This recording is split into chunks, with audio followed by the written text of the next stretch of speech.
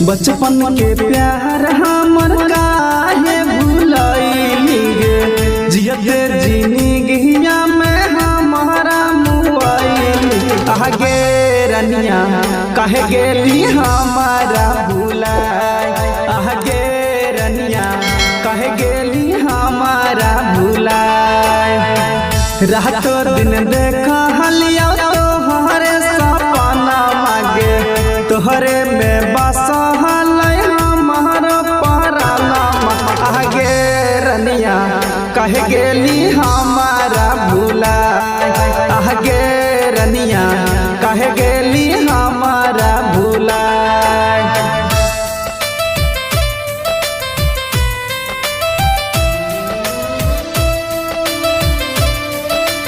Music by Amit Gupta.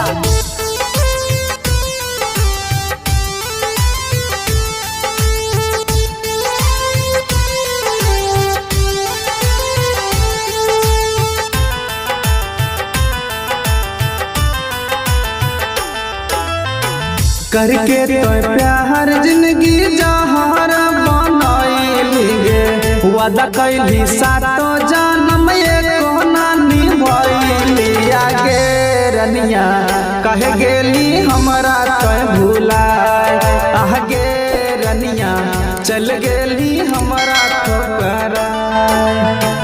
हो तो बियाहवा जब जाइली ससुरावा गे, अपने ही हाथ खिलाई के जहरा। आगे रनिया तब जइहे ताहू ससुरार, आगे रनिया तब जइहे पियावा के घर।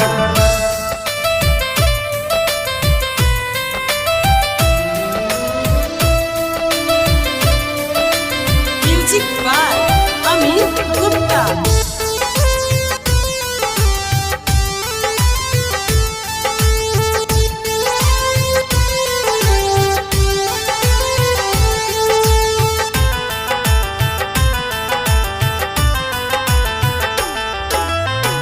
मीठा मीठा बोली के तो हमारा लुभाइली गे, हब है कि प्यार तो हमारा सिखैली। आगे रनिया तब काहे गेली तो भुलाए, आगे रनिया तब काहे गेली तो भुलाए। जानू सोना कह के रोजे करहली फोना मांगे, तोहरा बिना नहीं लागे अजय के मानावा। आगे रनिया तोड़ी देली दिलावा के आस, आगे रनिया तोड़ी देली काहे विश्वास।